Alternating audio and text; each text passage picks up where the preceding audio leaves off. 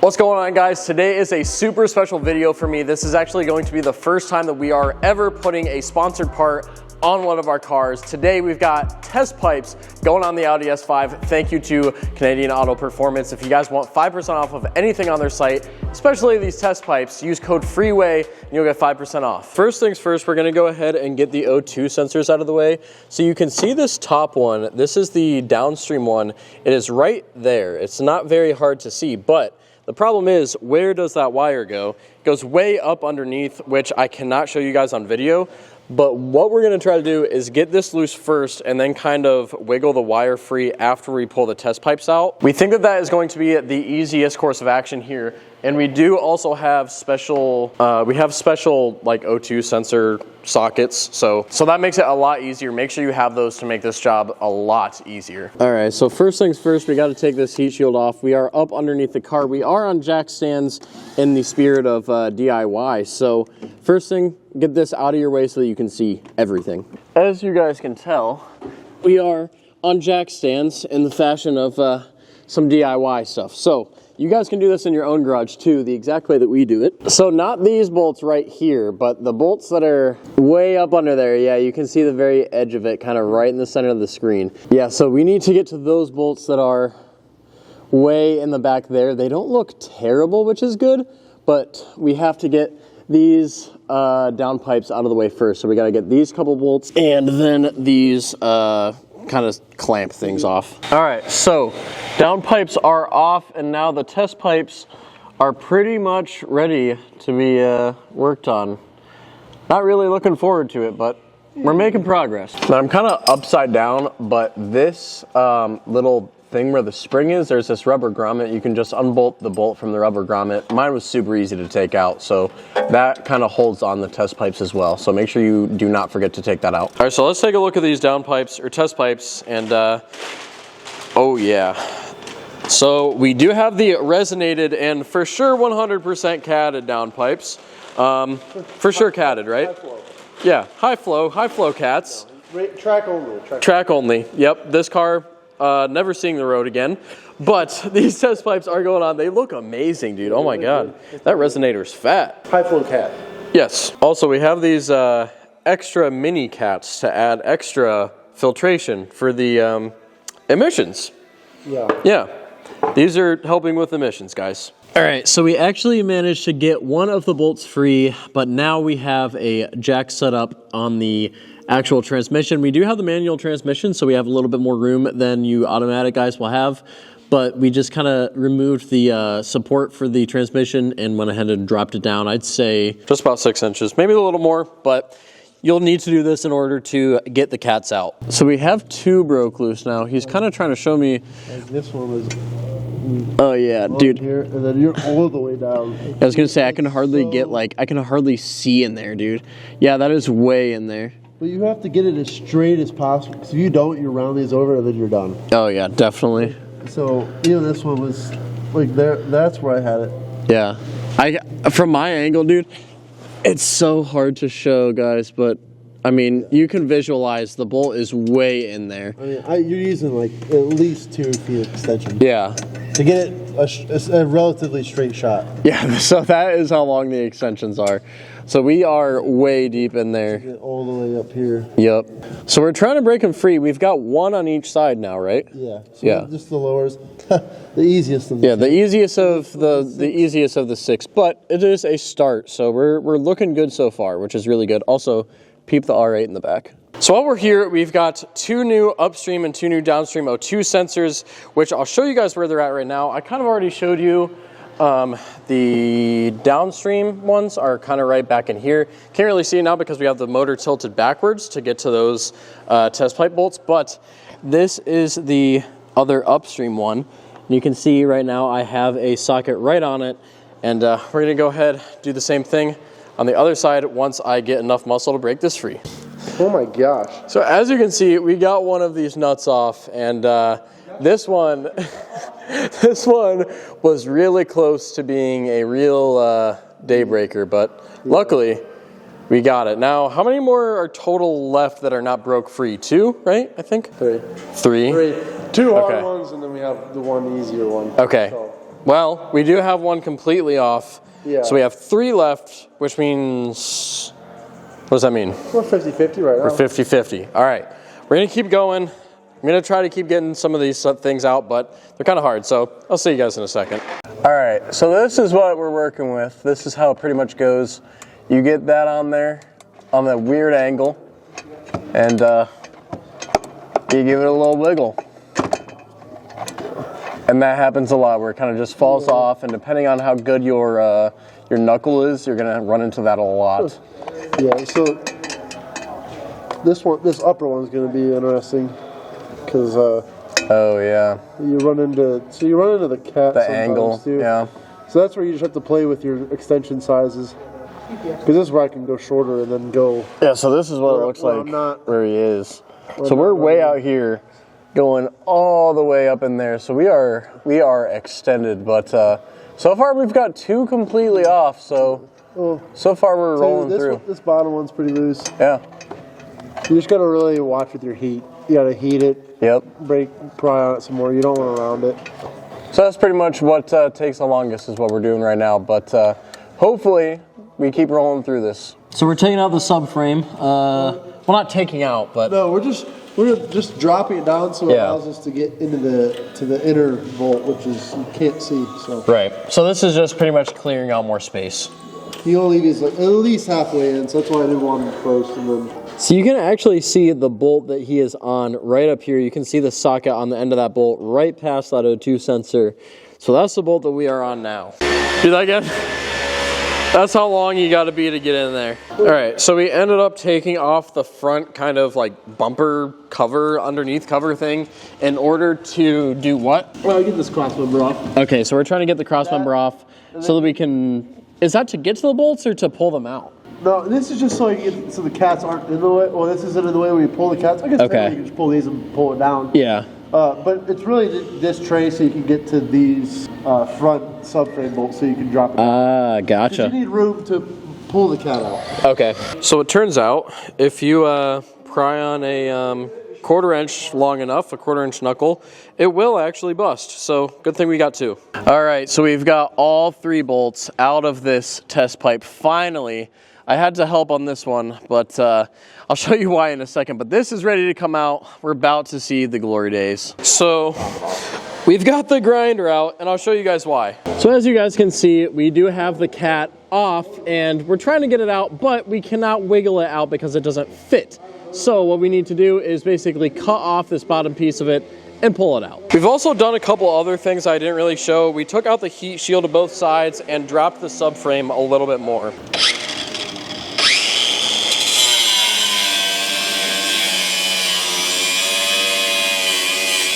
All right, so we are actually back for day 2 of working on this thing. Luckily for you guys, since we have this video, this should not take you guys more than 1 day because you'll actually know what you have to take off. You won't be messing around with, do I have to take this off? Do I have to take this off? Because no other videos on YouTube actually tell you what you need to get out of the way. They kind of just do it and don't say anything about it. And then half the car's missing when they go in to take the stuff out. And they don't even tell you what they took out. But luckily for you guys, we're gonna go ahead and go over everything that we took out at the end once we get these things out. But yeah, you might need a Sawzall.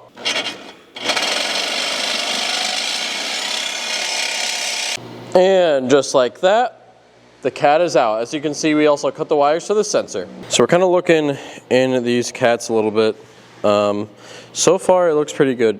Yeah, I mean, they don't look too bad. Let me see if I can get it to focus. Yeah, they don't look too bad, but I mean, they're definitely on their way out a little bit. I couldn't get it front up. Look at that, just the hard angle. Yeah, so here's a comparison between these. There's a big difference in a couple things. Obviously the size, overall flow of the new ones are gonna be way better because it is not restricted with the cat. Also, another thing that we notice is this part where it kind of goes downwards after it goes through the cat is like a straight 90 on this. On this one, it's got a nice little gradual turn to it, so that will also help with flow. So other cat is out. We also had to cut the O2 sensor off of this one, which we didn't really plan on, but I'll show you why. So right there in the middle of the screen is where the O2 sensors are. And as you can tell, it's kind of like clipped into something. So what's going on with it that you're kind of struggling with? You essentially have to slide it out because the I'll try to get this for you can see. So this wire is the OT wire. But to do it from up top and slide this out, which I can't even get right now, it's so tight. You have to slide it out, and the connector is actually on the loom. It's mounted here. So to do that up top, try to pop this out. Oh yeah, that'd be hard, to get out is a pain, and it's zip tied up here. Yeah. So like, if you can't get your O2 sensor out, it's like. It's because of that. Oh, there it goes. So yeah, you have to yank it out, and the harness stays. Okay. But to do it from underneath, from the top of the car, is so hard. It's not hard, like impossible, but it'd be rough. It'd be rough, especially cramped. Especially if you're doing your fronts. Look how tight these are. Yeah. You're behind the heat shield, and then they run up. Yeah. So I mean, we have a lot taken apart down here. Yeah. Which we'll go over in a second, but so those are not super easy. But they just slide in. Also, I just realized, if you guys are doing this car and you're not replacing the O2 sensors like I am, do not cut the O2 sensor wires. You're gonna need to take the O2 sensors out first, because we're pretty much just gonna leave the O2 sensors in here because we have brand new ones right there. And I needed to replace them anyways because I think that's why I'm getting a certain code on the car. So do not cut those if you're not replacing them. All right, so we're getting the first little test fit in there. And I'm guessing, as you guys can tell, there's way more room. And so I'm guessing that it's gonna kind of just slide right in. Yeah. Oh yeah. Oh yeah, dude. Look at how much more room that is. That is insane. Even to get to the back one, I can go right over the trans. Yeah. Dude, that is so much more room. Okay, so putting these in will be way easier than getting the stock ones out. So we've got the both of the test pipes on, but we are hooking everything back together. We've got the transmission support right there. We've got everything bolted back up. The subframe, this is all bolted all the way back up. And now we're just putting one of the heat shields back on, which came from... They pretty much block right here, which gives you access to go through.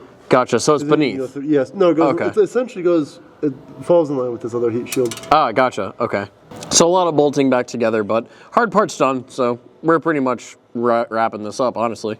All right, so we've got everything put back on. The test pipes are fully on. Everything is ready. So what we're going to do now is test it for any leaks. And we are also going to go ahead, before we check anything for leaks, is we're going to put the O2 sensors in, which you can kind of see right there, right there. So we've got the O2 sensor in on this side, as well as the extra emissions fitting, if you guys know what I'm saying. But on this one, you are not going to be able to use the 180 degree. So luckily we actually had a 90 degree Canadian Auto Performance spacer available to us. So that side has a 180, this side has a 90, and the professional is also here. This actually used to be his car too. I don't know if you guys have seen him on the channel. Yeah, you did. This is the dude that I went go-karting with. This used to be his car. So do you approve of the test pipes? The test pipes are fine. Okay. He has different feelings about some of the other stuff on the car, but that's all right. Not my car anymore. Yeah. So we've got this on there, but the 180 degree is not going to fit because it is actually going to hit up against the firewall of the car. So we went ahead and threw the 90 on there. Everything is together, as you guys saw. We're going to go ahead and get the first startup of this thing. I'm really excited. Okay. Startup is not insane, but it is definitely noticeably louder. I like it. A lot more rumble, dude. That is so sick. You can actually hear it at idle now. Give that a whiff back there. What does it smell like? Like freedom? Yeah. It smells like that high flow cats, man. Oh yeah, high flow cats on this thing. Smells great. All right, give it a little rev. Nothing crazy. Oh, yo. Oh yeah. One more. Oh. Yeah, this is it, boys. This is it. So overall, I am super happy with how this thing sounds. It does not sound super raspy. We are going to take this thing on the road, get some revs, get a drive-by, and pretty much hear just how much difference these test pipes actually make. All right, so we're gonna go ahead and give us some revs now before it really sets in, and let's just see how it sounds.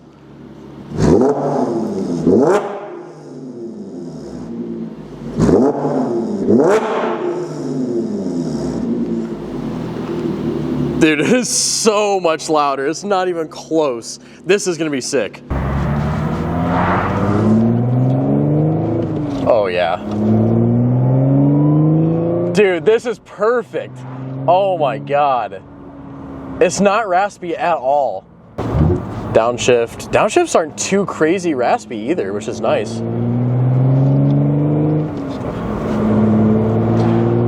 Dude. Oh, windows up. Dude, it's perfect. Oh my God, it is so, oh, it's perfect. Literally perfect. I'm really glad I went with the resonated ones. Oh, dude. Oh my God, it has better throttle response too. This is so good. Dude, this sounds amazing. It does sound pretty good. All right. It's a good note. Like, it has that same note, but just a little bit more volume. Yeah, it kept the same note, but like he said, it's just simply louder than it used to be. It has a little more, like, once you get higher in the RPMs, it definitely has a little bit of a higher note. Dude, the downshifts are so good. There's definitely more throttle response on downshifts too. I'll ease into it in a second.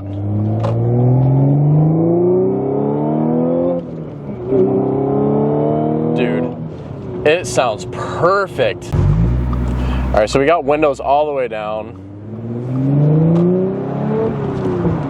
A little backfire there. All right, we got a guardrail on this side. Let's see. Oh my God. Dude, it is way more responsive, dude. Oh my God. This is actually crazy. All right, another guardrail right here, and then we're probably done. Oh yeah, that's what you need right there. All right, day 3. We are back. The 90 degree did not work. We got code P014B, which means that sensor on bank 2 was pretty much just not doing what it was supposed to do. So we're gonna go ahead and try to fit that 180 in now. So we have the coolant reservoir out of the way so that we could get a different angle to kind of dent up the firewall a little bit here. Now, I'm gonna be honest with you guys. This is not a super easy thing to do, I would say. You really have to have the right tool for the job and the right angle to get this done. But we're hoping that now that we dented it up a little bit more, we're able to fit that straight 180 degree sensor in instead of this 90 degree one.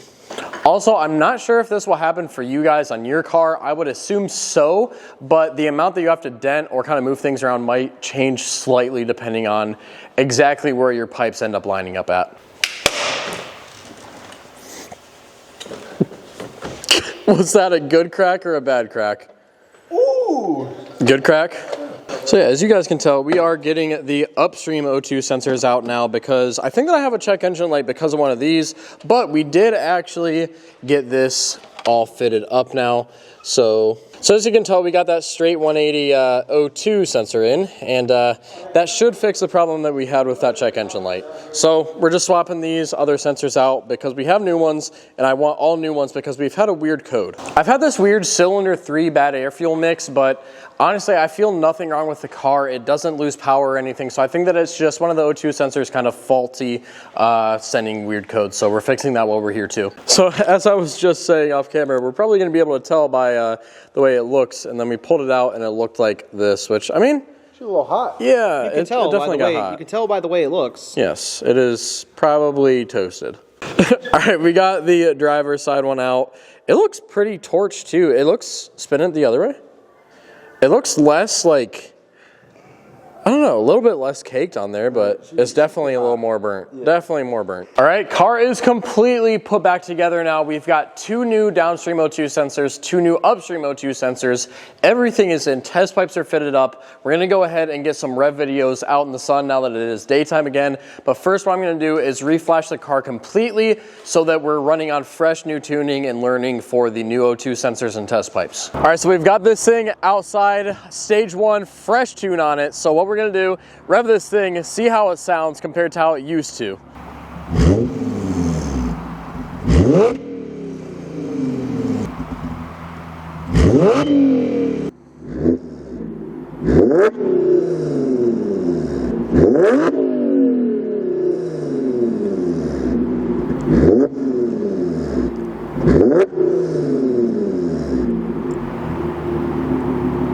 One more. Yeah, dude, this sounds perfect. So here's what it sounds like from inside the car revving.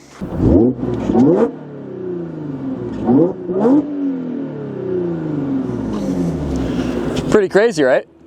That sounds good. It's really clean. Oh, dude, it sounds perfect. All right, so what we're gonna do now is get a couple of drive-bys, see how this thing sounds with load on it, because as you guys know, from when we did the just AWE touring exhaust, there's a huge difference between just revving the car in neutral and actually getting load on that engine and driving. So let's do that now.